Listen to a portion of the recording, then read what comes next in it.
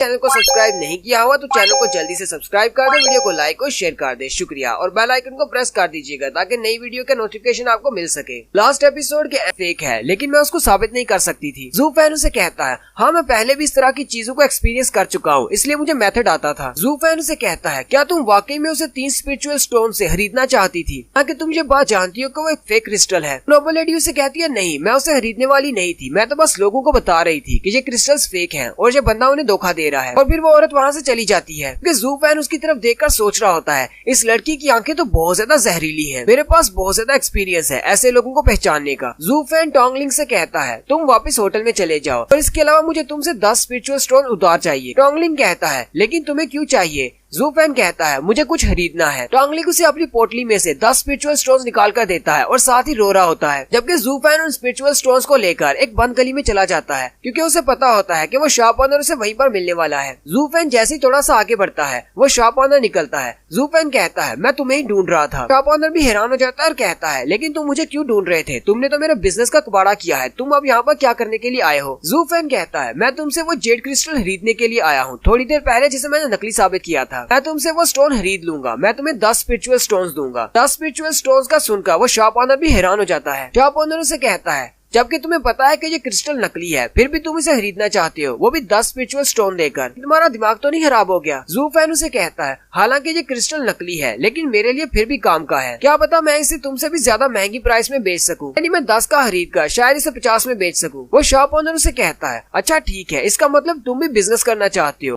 मैं तुम्हें जब क्रिस्टल दे तो सकता हूँ लेकिन एक मसला है। क्या तुम्हें पता है कि तुम्हारी वजह से मुझे कितना ज्यादा नुकसान हुआ है? मैंने जितने भी क्रिस्टल्स बेचे थे वो सारे लोग वापस करवा गए हैं और अपने पैसे उन्होंने वापस ले लिए, मेरा सारा बिजनेस ठप हो गया और लोगों ने मुझे पीटा भी है। 10 स्पिरिचुअल स्टोन्स तो इसके लिए बहुत ज्यादा कम है, मुझे बहुत ज्यादा चाहिए। जू फैन उसे कहता है फिर तुम्हें कितने स्पिरिचुअल स्टोन्स चाहिए? शॉप ओनर को से कहता है मुझे स्पिरिचुअल स्टोन नहीं चाहिए, मुझे तुम्हारी जिंदगी चाहिए। और साथ ही गली में और भी गुंडे निकल आते हैं। जू फैन उसे कहता है मैं तो यहाँ पर तुम्हारे साथ बिजनेस करने के लिए आया था लेकिन तुम्हारा इरादा तो कुछ और ही लगता है। वो हंसते हुए कहता है तुम अपनी बकवास बंद करो, मैं तुम्हारे साथ बिजनेस नहीं करने वाला, तुम्हारी वजह से मेरा बिजनेस ठप हो गया, मैं तो तुमसे इसका बदला लूंगा और तुम्हें इसके लिए अपनी जान देना होगी, मैं तुम्हें मार डालूंगा। जू फैन आगे बढ़ता है और कहता है तो इसका मतलब हमारी बिजनेस डील यहीं पर खत्म होती है, चलो फिर शुरू करते हैं। साथ ही वो अपने पास से वही गोश्त निकालता है जो कि सोल को चुरा लेते हैं। शॉप ओनर के साथ जितने भी गुंडे होते हैं वो उसको मारने के लिए आगे बढ़ते हैं लेकिन वो उसके गोश्त को देखकर बहुत ज्यादा डर जाते हैं। जू फैन चलता हुआ आगे बढ़ जाता है और उसके हाथ से वो क्रिस्टल ले लेता है और कहता है तुम इस काबिल नहीं हो कि मुझे मार सको। जू फैन वो क्रिस्टल लेकर आगे बढ़ जाता है और पीछे का सीन दिखाते हैं वो सारे घोस्ट उन सभी को मार डालते हैं। जू फैन उस क्रिस्टल जेड को लेकर वापस अपने होटल आ जाता है और टोंगलिंग से कहता है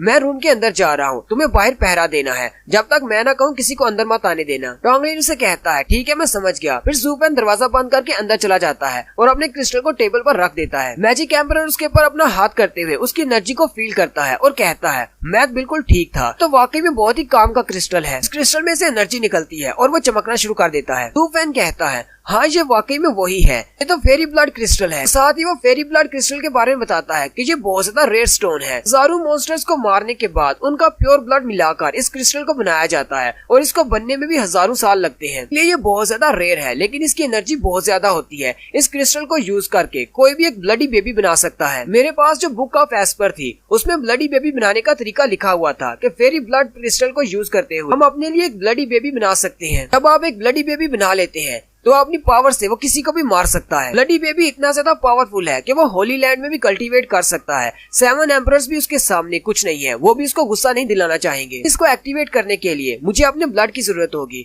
वो अपनी क्लाई को काटता है और अपने ब्लड को क्रिस्टल पर डालना शुरू करता है। जू फैन कहता है मुझे तो यकीन नहीं हो रहा, मैं इतना ज्यादा लकी हूँ, मुझे एक फेरी ब्लड क्रिस्टल मिल गया है। जू फैन कहता है द बुक ऑफ एस्पर के सीक्रेट के मुताबिक कोई ब्लडी बेबी बनाना चाहता है तो उसे अपनी बॉडी का फ्रेश ब्लड स्टोन के ऊपर डालना होगा, यहाँ ताकि ये क्रिस्टल एक्टिवेट ना हो जाए और इसके अंदर से उसे ब्लडी बेबी की हार्ट बीट महसूस होना शुरू हो जाए। लेकिन तब तक हमें इसके ऊपर ब्लड डालते रहना है। जू फैन कहता है मैंने अपना बहुत ज्यादा ब्लड जाया कर दिया है, अभी मुझे बहुत ज्यादा वीकनेस हो रही है। जू फैन कहता है मुझे इस क्रिस्टल को एक्टिवेट करके अपने लिए एक ब्लडी बेबी बनाना होगा, मुझे इसके ऊपर ब्लड डालते रहना है क्योंकि मुझे दूसरा मौका नहीं मिलने वाला। कि अगर एक बार आप इसके ऊपर ब्लड डालना शुरू करते हैं तो जब तक ब्लडी बेबी बन नहीं जाता आप इसके ऊपर ब्लड डालना रोक नहीं सकते। अगर ऐसा करेंगे तो आप दोबारा इसके ऊपर ब्लड नहीं डाल पाएंगे, क्रिस्टल कभी भी दोबारा एक्टिवेट नहीं हो पाएगा। लेकिन जू फैन का बहुत ज्यादा ब्लड निकल चुका है, इसी वजह से वो बहुत ज्यादा थका हुआ है और उसे चक्कर भी आ रहे हैं और उसके मुंह से ब्लड निकलता है और कहता है अब मैं और नहीं कर सकता, अगर मैंने और ज्यादा ब्लड डाला तो मैं खुद भी मर जाऊंगा। मुझे लगता है कि मुझे यहीं पर हार मान लेनी चाहिए